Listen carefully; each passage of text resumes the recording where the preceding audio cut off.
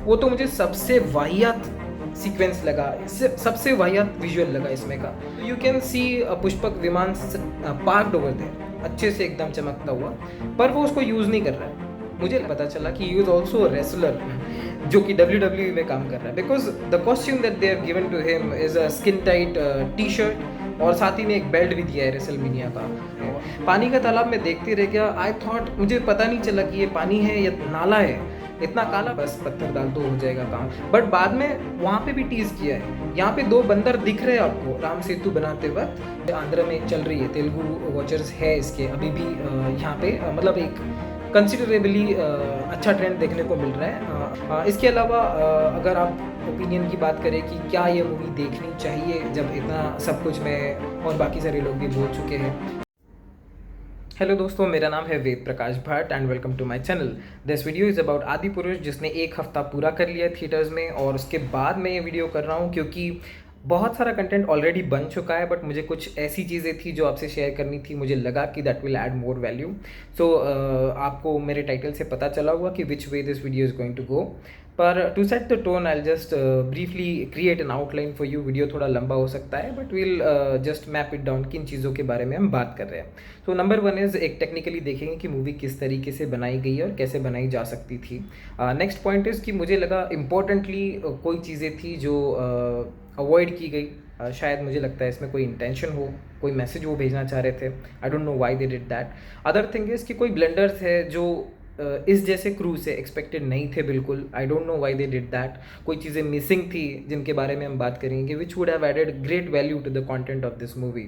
और after all एक social impact जो इस मूवी ने डाला है, that is what I want to discuss with you. So stay tune for the whole video. अगर आपको अच्छा लगता है तो इस चैनल को लाइक करें, सब्सक्राइब करें। सो मूवी की अगर बात करें, एक 1 लाइनर रिव्यू देना बहुत मुश्किल हो जाएगा क्योंकि काफ़ी बड़ी मूवी है, काफ़ी सारी चीज़ें इसके बारे में बात करने को। तो एक लाइन में आप इसको कितना बुरा या भला कह पाएंगे।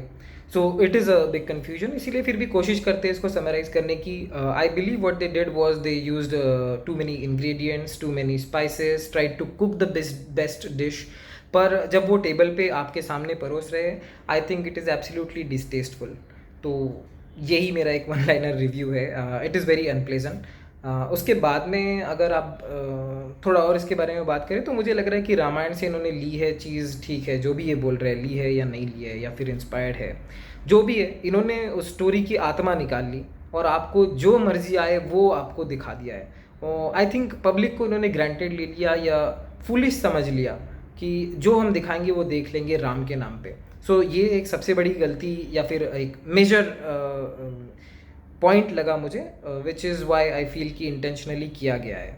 क्योंकि मैंने इस डायरेक्टर की मूवी पहले भी देखी है, Tanaji was a good movie. उसमें कास्ट भी अच्छा था, सीक्वेंसिंग अच्छा था, सारा कुछ अच्छा था, डायरेक्शन है, डायरेक्टर के पास में सेंस है, बट यहाँ पे he did not translated into that. I think he took public for granted, क्योंकि स्टारकास्ट भी ऐसा था। आप देखोगे Prabhas, which was a very potential lead for this film, Baahubali से हम उनको देखते आ रहे हैं, was very good in acting such roles, but यहाँ पे वैसा नहीं लग रहा है। आप अगर मूवी देखो, शुरुआत में ही इज़ स्टिल बेटर, जैसे जैसे टाइम जाता है he keeps on degrading performance. जब कैरेक्टर डेवलपमेंट होना चाहिए था, यहाँ पे डिग्रेडेशन हो रहा है। आखिरी तक तो मुझे लग रहा है कि जो आखिरी का फाइट सीक्वेंस है, उस तक तो प्रभास हैड रियलाइज दिस कि हमने एक कचरा बना दिया है, बस इसको भी ख़त्म करते हैं, दैट्स इट। ऐसा लग रहा है उनकी शक्ल पे देख के। I don't know what the truth is. Kriti Sanon is okay, can't talk much about it क्योंकि रोल बहुत ही लिमिटेड है। Saif Ali Khan, they made it larger than life as Ravan, उसको बहुत ज़्यादा ग्लोरीफाई किया है, आपको स्क्रीन टाइम भी उसको बहुत ज़्यादा मिला है, which is not needed actually. बहुत उन्होंने ये किया है, स्ट्रेस किया है इस चीज़ के ऊपर कि कोई अननेसेसरी चीज़ें जैसे मिस्टिफाई करने की कोशिश की है, स्नेक मसाज को लेकर, वेल्डिंग को लेकर, उसके चमगादड़ को, उसके जो वाहन है उसको लेकर, जिसकी कोई ज़रूरत नहीं, वो दिखा दिया गया है। उनकी एक्टिंग भी उस तरीके से डेवलप नहीं हो रही है, दे आर जस्ट, उसमें कोई फीलिंग्स नहीं है, वो कोई डेप्थ नहीं है जो वो एक्टिंग कर रहे हैं। जैसे कि आप अगर डायलॉग्स की बात करो, तो आई डोंट थिंक डायलॉग्स पे भी डिस्कस करना चाहिए, उस पर पहले ही बहुत ज़्यादा क्रिटिसिज्म हो चुका है, it will just be wasting our time. तो आगे बढ़ते, डायलॉग्स बिल्कुल भद्दे हैं, I will just give 0 marks for the dialogues. और उसकी अपनी अपनी वजह है, क्योंकि बहुत ही गली बॉय, स्ट्रीट छपरी टाइप्स डायलॉग्स है। और साथ ही में उनके कॉस्ट्यूम्स मुझे बिल्कुल पसंद नहीं आए। लेदर स्ट्रैप्स दिए भगवान श्री राम को। रावण का तो पता नहीं, आई डोंट नो कितने रावण के पास में मैंने पढ़ा था पहले कि he is pandit, he is extraordinary in his talent as a ruler, सब कुछ। बट ये मुझे इस मूवी में देख के पता चला कि ही इज़ ऑल्सो रेसलर जो कि WWE में काम कर रहा है, because the costume that they have given to him is a skin tight T shirt, और साथ ही में एक बेल्ट भी दिया है रेसलमेनिया का, और एक केप भी दिया है पीछे। तो it looks like combination of a wrestler और बैटमैन। बहुत सारे एडाप्टेशंस आपको देखने को मिलेंगे इसका। ये प्रोडक्शन डिज़ाइन जो है बहुत चीज़ों से इंस्पायर्ड है। आपको नाम से बताऊँ तो आई थिंक इसमें हैरी पॉटर है, इसमें गेम ऑफ थ्रोन्स है, इसमें मार्वल की बहुत सारी मूवीज़ है, बहुत सारे एडाप्टेशंस है। कैरेक्टर्स में अगर देखें तो श्रेक है, थानोस है, हल्क है, जिनसे इंस्पायर्ड कैरेक्टर्स है। सारा कुछ, बहुत कुछ यहाँ वहाँ से जुगाड़ किया हुआ, कॉपी बहुत कुछ लग रहा है। अगर बात करें छोटी छोटी चीज़ों की, जैसे ये जहाँ पे बहुत कुछ कर सकते थे, मतलब मेरा ये कहना है कि अगर 500 करोड़ रुपए इसमें जा रहा है तो रियल लोकेशंस पे शूट हो सकती थी। सीता माता, अशोक वाटिका, एक जंगल हो सकता था। जंगल नहीं है, वो एक सेट है, और उसका थीम भी ऐसा डार्क करके रखा है। I don't know what kind of VFX और video editing that did, but वहाँ से कोई वाइब्रेंस नहीं है, वो सब चुरा लिया गया है। अशोक वाटिका में एक सीन में दिखाया कि माता सीता बैठी है, उनके बाजू में पानी का तालाब है। पानी का तालाब में देखते रह गया, आई थॉट, मुझे पता नहीं चला कि ये पानी है या नाला है, इतना काला पानी था उसमें। Same cheese goes with the glory जो दिखा सकते थे। एक बैकग्राउंड सीन क्रिएशन होता है, वर्ल्ड बिल्डिंग होता है, वो यहाँ पे बहुत लैकिंग लगता है। पूरे पूरे मूवी में आपको बस रेलेवेंट कैरेक्टर्स दिखेंगे, जो जैसे रावण के पास में अगर जाओ तो पूरे लंका, लंका भी ऑलरेडी न्यू की सोने की लंका थी। यहाँ पे एक बिल्कुल मुझे तो लगता है एसगार्ड की जैसा कुछ बना दिया है। बड़े बड़े टावर्स है काले कलर के, और द थिंग इज़ कि उनमें भी एक गोल्ड प्लेटिंग दिखाई है, शायद नाम के लिए दिखाई है। तो लगता है कि सोने की लंका को जानबूझ के ऐसा दिखाने का कोई कोशिश हुआ है। I don't know why they did that. उसमें कोई पब्लिक नहीं है, उसमें कोई दरबार नहीं है रावण का। Ravana is not even seen as a king, just कोई लगता है ओनर है उस प्लेस का, ऐसे लग रहा है। तो वो एक वर्ल्ड बिल्डिंग बिल्कुल मिसिंग लग रहा है। कोई पब्लिक नहीं दिख रहा है, फ्लोरा एंड फौना बिल्कुल नहीं है, कोई प्राणी हमको देखने को नहीं मिल रहा है लंका में। पेड़ पौधे जो है वो लग रहा है कि जापानीज ऑटम के पेड़ जो होते हैं पिंक कलर के, वो वहाँ पर रखे हुए हैं, और वो भी प्लास्टिक के लग रहे हैं, उनमें कोई मोशन नहीं है। समुद्र पर देखते हैं तो नारियल के पेड़ नहीं है, रेत, आई डोंट नो, कोई सिग्निफिकेंस नहीं है इसका। इन्होंने, मुझे तो लगता है most of the movies being shot on sets and in front of the green screen. तो ये बहुत बड़ा फेलियर लगता है जब हम इतने बड़े मूवी की बात कर रहे हैं, और 500-600 करोड़ इसमें लग गया है लोगों की। मतलब this is was a grand movie to be done, and it is very poorly done. VFX की बात मैं कर चुका हूँ, एडिटिंग बहुत बेकार है। एडिटिंग, ज़्यादातर एडिटिंग VFX को छुपाने में हुई है। वॉर सीक्वेंसेस की बात करें, युद्ध का जो टाइम है उसमें मुझे लगता है कि बहुत सारी गलतियाँ हैं जिन पे काम किया जा सकता था। जैसे कि जो थानोस मैंने बताया आपको, जो द्वारपाल है लंका के, they are using some kind of mechanism to throw fire balls, जो कि बहुत ही लेम है। और कुछ नहीं सूझा इनको। एक ब्लेड कटर टाइप है जो लंका की दीवारों पे ऊपर नीचे कर रहा है, ऑसिलेट हो रहा है, उस पर बंदर चढ़ रहा है, कोई चिल्ला रहा है, कोई मर जा रहा है। और बाद में ऑल इन ऑल अगर आप दूर से देखो तो लग रहा है कि एक वीडियो गेम चल रहा है, जो कि अल्टीमेटली बहुत ही अनप्लेजेंट है या फिर डिससेटिस्फैक्ट्री है। जिनको वॉर मूवीज़ पसंद है, आपने 300 देखी हो, या इवन बाहुबली को ले लो आप, इंडियन रेफरेंस ले लेते हैं, उसमें भी जो वॉर सिक्वेंसेस है, एक्शंस है, हालांकि कभी कभी कहीं कहीं थोड़े ज़्यादा लग रहे हो, बट फिर भी उनका एक एंटरटेनमेंट वैल्यू है, they are engaging the audience. यहाँ वो चीज़ नहीं हो रही है बिल्कुल।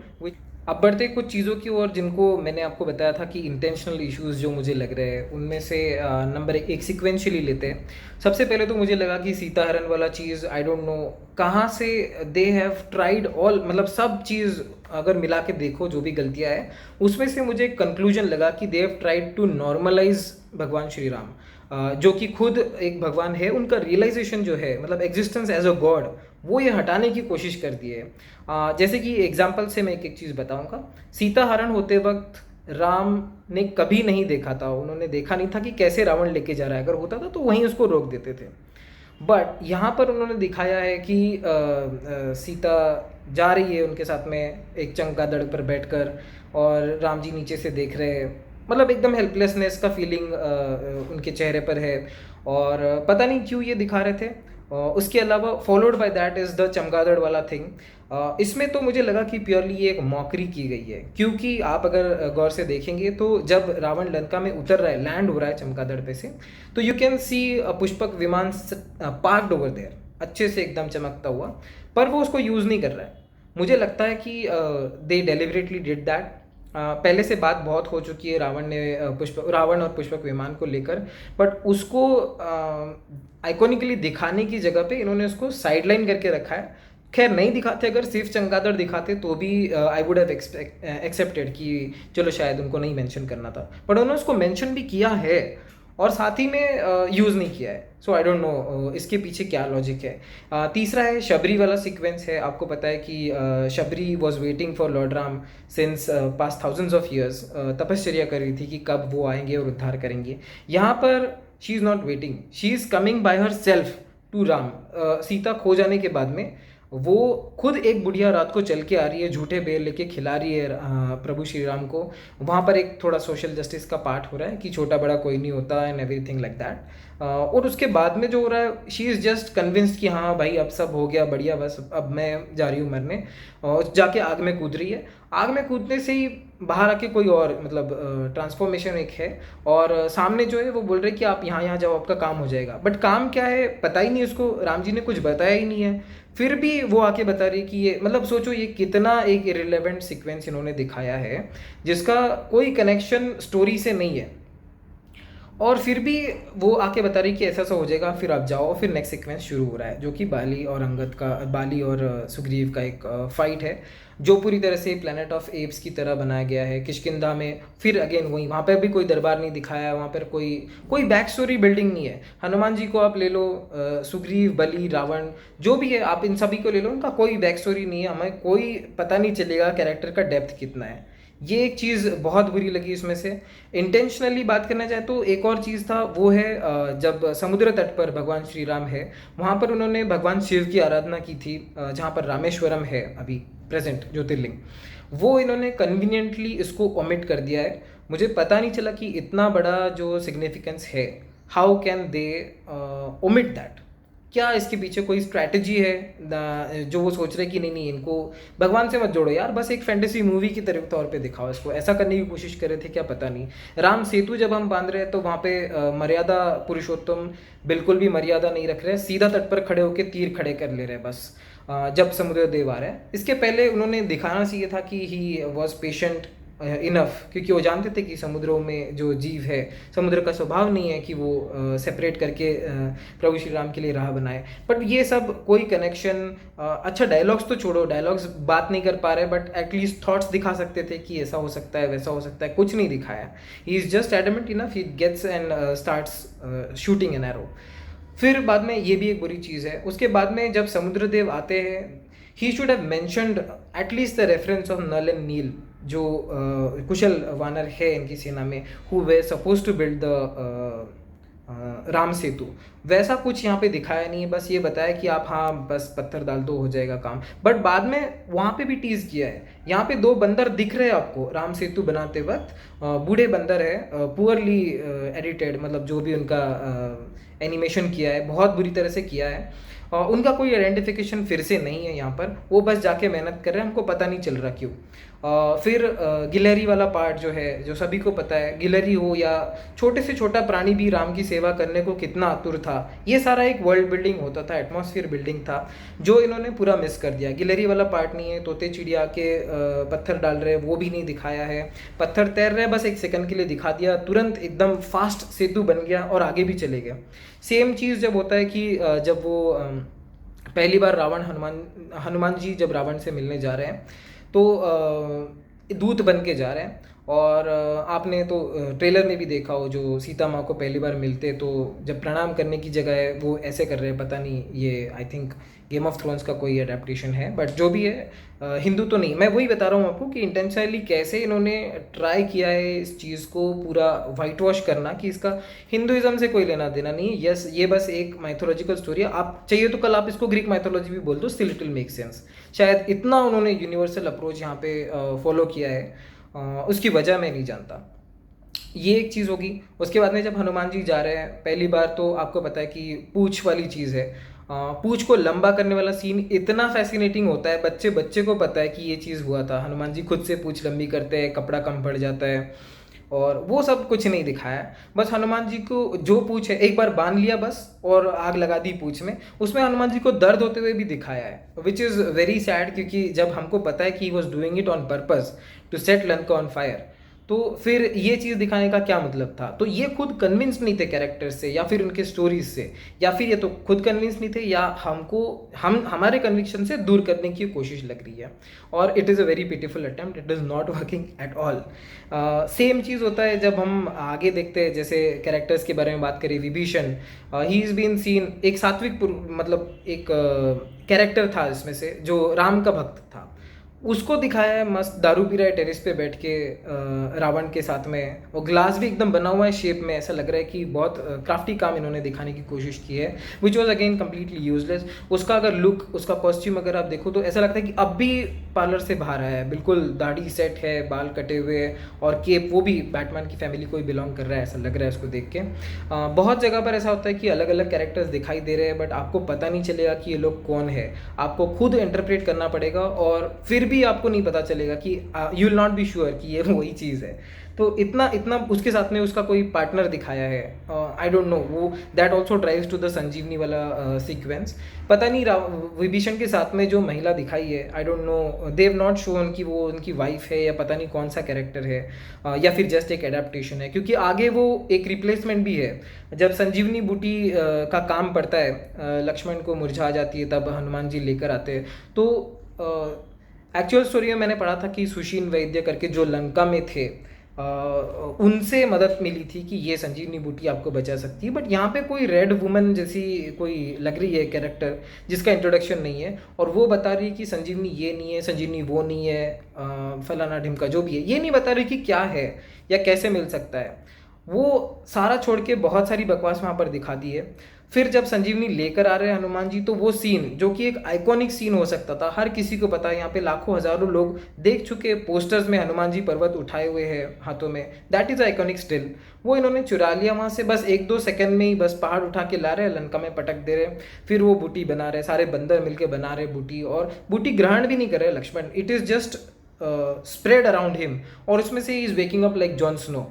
सो जब हमको पता चलता है कि ये कॉपी किया हुआ है, और हमको पता चल रहा है कि कहाँ से किया हुआ है, पहले पहले तो मज़ा आता है कि ये यहाँ से लिया हुआ है, बट जब हम देख रहे हैं कि हमारी स्टोरी का, हमारे स्क्रिप्चर का मज़ाक किस तरीके से बन रहा है, that is kind of saddening.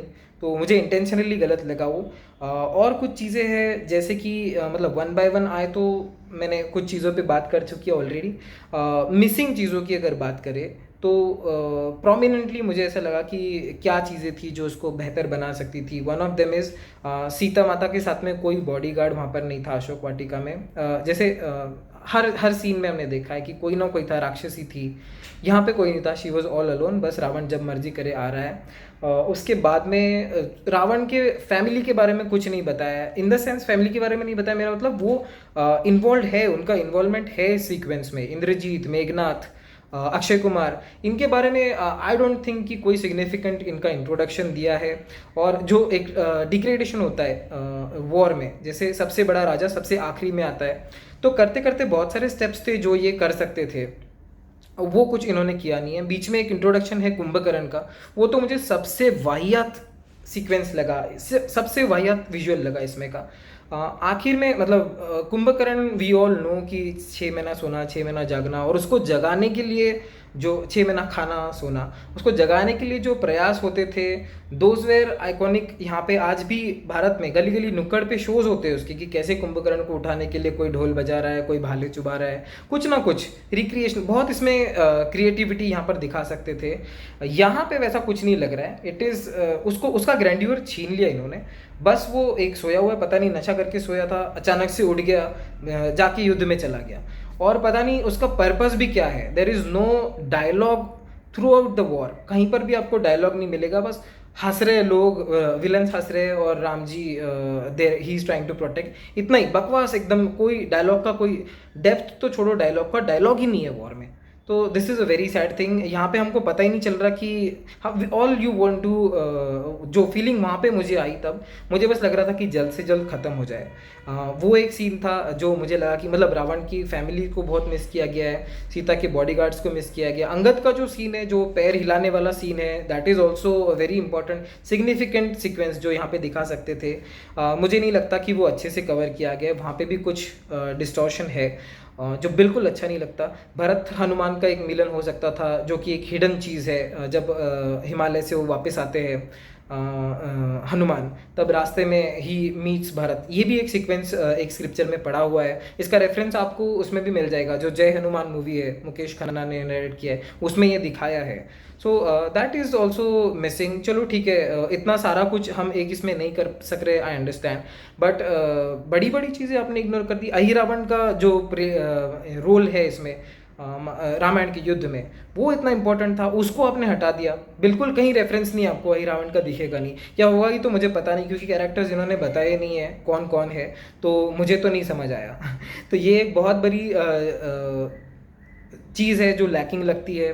बाद में ग्लोरी की बात करें तो ऑफ कोर्स मैंने कर चुका हूँ। अयोध्या की तो कुछ नहीं दिखाया, बट कुछ एक कल्चरल सिग्निफिकेंस दिखा सकते थे। ऋषि दिखा सकते थे जो यज्ञ कर रहे हैं, वो भी नहीं। रावण का भी कोई यज्ञ नहीं दिखाया है, बस सितार बजाते हुए दिखाया है। तो इंटेंशनली ऐसा लगता है कि कल्चरल ये कल्चरल मर्डर बोल सकते हैं हम, करने की कोशिश हुई है यहाँ पर। I am using a strong word, but मुझे तो ऐसे ही लग रहा है सारे हिंट्स उसी तरफ डायरेक्ट कर रहे हैं कि इनको बस हिंदुइज्म से तोड़ के एक फैंटेसी मूवी बनानी थी और नाम कैपिटलाइज करना था लॉर्ड श्री राम। अगर आप सिक्वेंशियली देखें तो पहले इसका टीज़र आया था जिस पे बहुत आउटरीच हुआ, उन्होंने 6 महीने मांगे काम करने के लिए। बाद में मैंने कंपेयर भी किया कि फिर उन्होंने एक फाइनल ट्रेलर भी लॉन्च किया था। देख रहा हूँ कैसे कैसे चीज़ें आगे बढ़ी।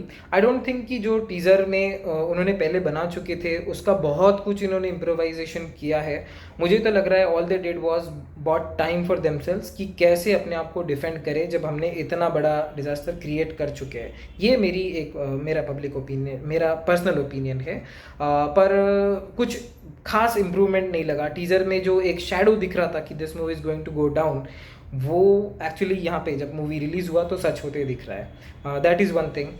One important thing that this movie did was, मुझे लगा सोशल मीडिया को देखकर कि it has United every kind of people. आप मतलब सोशियो पॉलिटिकली बात करें तो हिंदूज़ ले लो, मुस्लिम्स ले लो, इंडियंस ले लो, इंटरनेशनल पीपल ले लो, पूरी ऑडियंस, क्रिटिक्स ले लो, इन सब को इस मूवी ने साथ में ला लिया अगेंस्ट दिस मूवी।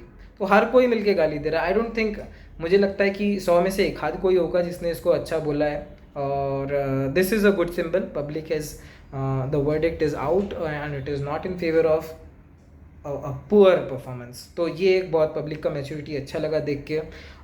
एक अजीब सी चीज़ जो देखने को मिली थी वो है इसके बारे में होता हुआ पॉलिटिकल साइलेंस। पॉलिटिकल या सोशल जो एक्टिविस्ट है, जो हमेशा राम के नाम पे या फिर किसी भी चीज़ को लेकर वोकल होते हैं।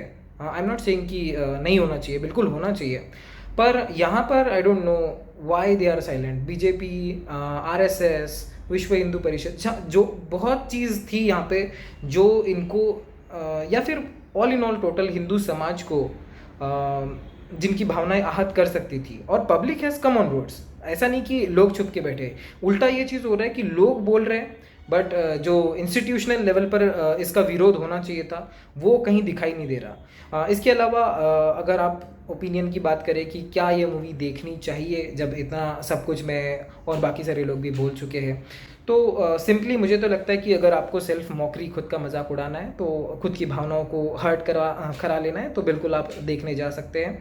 बट एक रिक्वेस्ट मेरी ये रहेगी कि बच्चों को इस मूवी से दूर रखें, क्योंकि मुझे तो लग रहा है कि एजेंडा वाइज ये बोल तो रहे थे कि बच्चों के लिए बनाई है, बट मुझे लग रहा है कि बच्चों को बिगाड़ने के लिए मूवी बनाई है। बच्चों के मन में हमारे स्क्रिप्चर्स को लेकर एक जो छवि है, या फिर है भी नहीं, बच्चे इम्प्रेशन के मतलब they are prone to impression, उसको चेंज करके मिस इंटरप्रेट करके इन्होंने गलत चीज़ दिखाने की कोशिश की है। तो मेरी रिक्वेस्ट यही है कि बच्चों को इस मूवी से दूर रखें।